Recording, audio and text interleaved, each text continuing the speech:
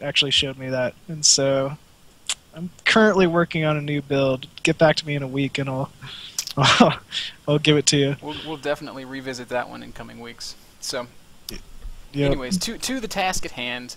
We know we're playing ZvP. We know that the focus is Stargate, so we can kind of expect some sort of Stargate play out of our Protoss anti-hero. Yep. So just if you would, kind of as you're doing it, just kind of talk us through. Let us know what you're thinking, what your thoughts are, what you're seeing, and how you're adjusting to it. Okay. Well, first off, there's two types of Stargate builds: one-base Stargate builds and two-base Stargate builds. Each need to be adjusted to differently depending upon, once again, if he's expanded earlier or not. I don't really want to hinder my economy early on if he is expanding, so it's going to allow me much more of a macro game. I don't really have to make too many adjustments to my typical build. I would just scout the expand into, typically it's going to be Void Ray off 2-base, and go ahead and adjust from there. But the first thing I need to be worried about is any sort of one-base Stargate build, meaning, obviously the one port or two Stargate Void Ray, or one Stargate into two Stargate Phoenix play. And typically the little adjustment that I've made since the patch is I feel you actually need to secure spore colonies in your main against two Stargate Void or two Stargate Phoenix, just because with your queens alone it's not going to be enough to kind of hold it off. That's kind of what I dealt with last Tuesday. I lost 2 games in the first 10 minutes because Phoenixes are really good these days. Yeah, they're very good. And even against Hydras, if you have 4 Hydras and he has 4 Phoenixes, your Hydras actually lose.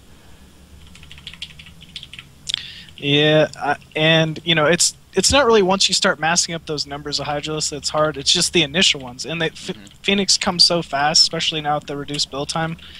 You really got to be careful, and I like to just once again set my rallies over a couple spore colonies, one in each base, try not to lose any overlords, and then mass up a good 10 Hydras before I decide to go ahead and either exert some sort of pressure or expand and take my third. Cool.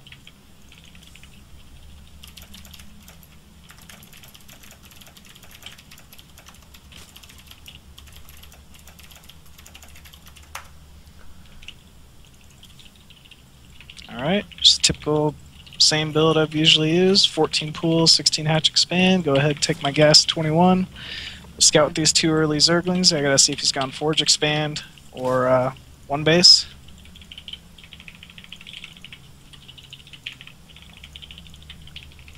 All the typical stuff with your Overlord placement. First to the back, second to the natural. Yep. Go ahead and start mining my gas. Transfer 5 drones. And no expand. Drone. Okay, so I'm expecting some sort of early stalker pressure here. I love the new creep, by the way. Makes it so much easier to defend against these early stalkers. The way that it spreads evenly versus leaving holes in your creep where you can't build spine crawlers. God, I hated that. Yep. I think that's one thing that a lot of Zerg players don't even realize has been adjusted. Oh, I noticed immediately. It made it so much nicer. So you're making a second spine crawler. That's pretty. I find you have to on this map. Yeah. Okay. This map in particular. That is definitely a significant investment this early in the game, but it pays off. Yeah. Just because I didn't have to go that gas first, so I still have my economy. And you're already back to droning and not making any more than those first 6 lings, which is cool. Yep. I have my speed on the way. I kind of want to scout out here with these first few Zerglings. I need to know if he's continuing to make stalkers, which would, make me think that he's doing some sort of 4-gate, or once again the blink stalker build. Go ahead and sacrifice my overlord here at 36 supply. Should give me enough time to adjust to any sort of one base all in. 36 is your indicator and not a certain game time? No, I use 36 just because, I don't know, if you you don't miss overlords and everything, it should come in around the same supply every single game. Cool. Alright, so seeing Forge expand here, I don't actually have to sacrifice that overlord.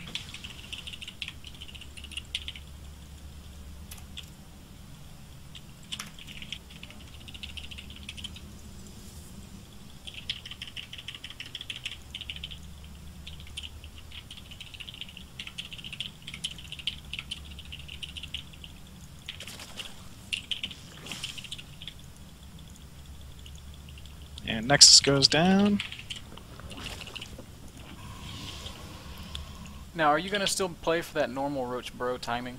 And like, is that your mindset until Yes. you know for Yep. sure that he's doing something differently? Okay. Yep, because even if he were to go Void Rays at this point, I would still have map control due to the fact that I have this massive Roach army. Right. If he moves out with his Void Rays, I just go ahead and counter. He needs to use them for defense.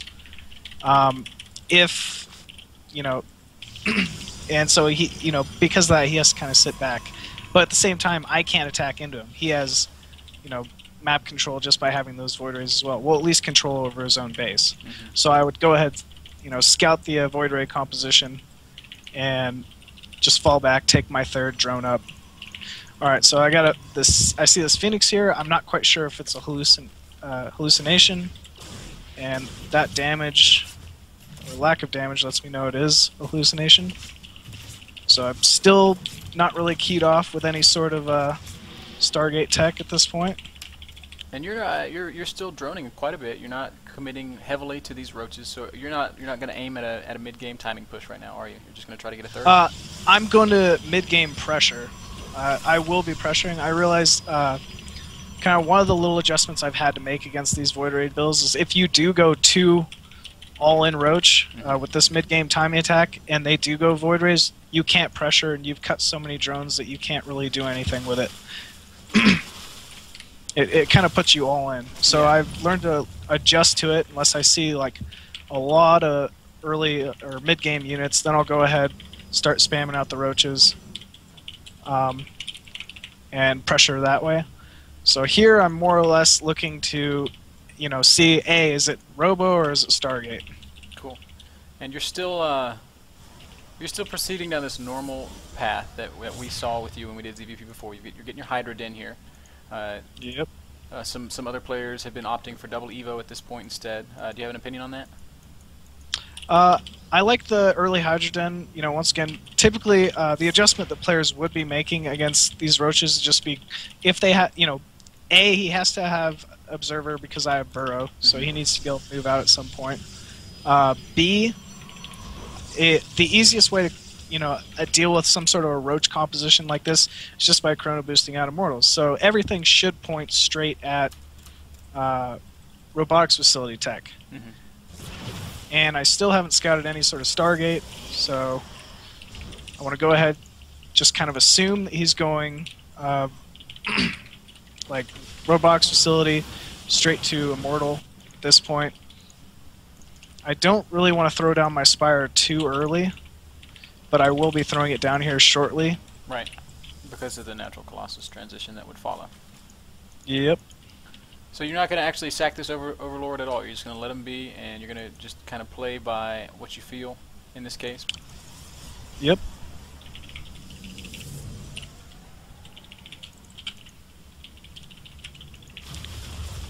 And you are macroing quite effectively. Thanks. Alright, and there we go. Void Ray. Go ahead, throw down my Spire immediately so I can start adding in some Corruptors. Mm-hmm. Now, at which point, or at what point, are you going to say to yourself, alright, I'm going to stop spending gas on everything else and just make Corruptors? Once my Spire's up and I've secured my 4th base generally. Okay. Which will be really soon here. Yeah, that's another question I have for you.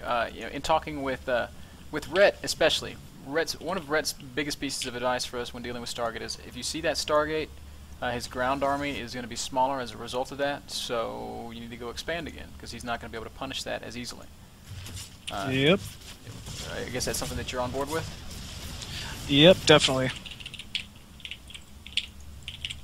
especially if it's like a Void Ray into Colossus transition. Alright, so third's down. Go ahead, throw down my Evolution Chambers. I really want to just cut Hydro's production at this point, like now that my Spire's up, and I'm going to be concentrating purely on just Roach into Corruptor at this point. Because he's only shown me one Void Ray, I don't really want to go too Corruptor heavy until I get a good look at his army. Right. Ooh, careful, Void And Ray. I'm seeing more.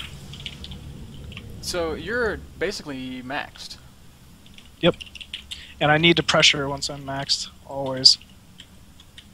So, at this point I'm assuming he's taking his third, but I don't really know for sure, so I'm going to go ahead and scout that out.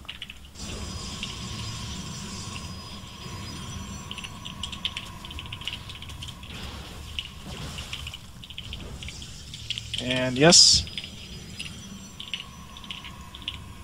So right away your reaction is to go crush that, or maybe not? Yeah, I need to do something with my maxed army. I'm just waiting up for my Corruptors. I see.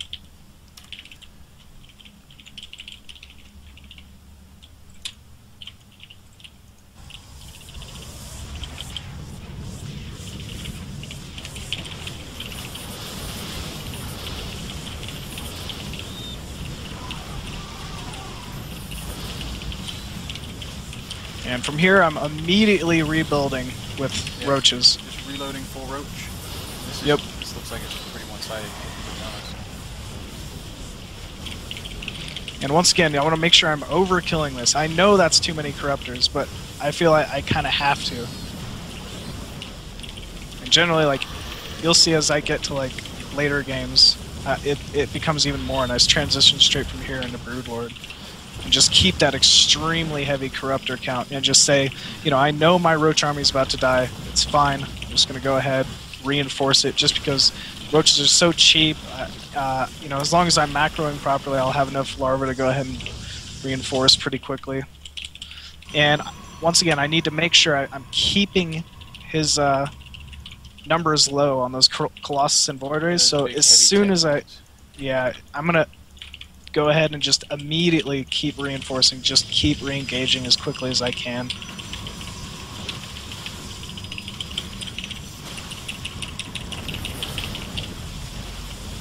And obviously all of this is just a direct result of just having impeccable early mid-game macro. Yeah. I see that your hive is almost done. Are you gunning for Greater Spire? Typically, I actually kind of messed up. Yes, I do go Greater Spire, but I usually get it after +2. +2 air attack upgrade. But I was a little bit late on that. Third's going down here. I'm willing to wager that your maxed army on 4 or 5 bases is probably going to be more than enough to cope with whatever he has left. Yeah.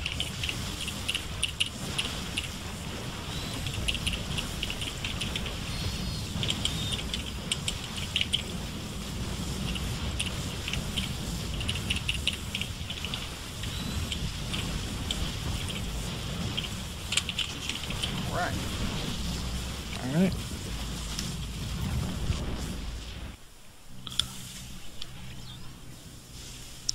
From there, I should have been starting my 5th as well. Cool. So, I mean, that was almost more so a clinic on just good, straight-up standard Roach play than anything else. Because I mean, Toss was never really allowed to get to that critical mass. How much of your gameplay there is bent on, you know, keeping his numbers in check, and how much of it's just, oh, this is my standard timing, I'm gonna go win? I'm not really sure, to be honest.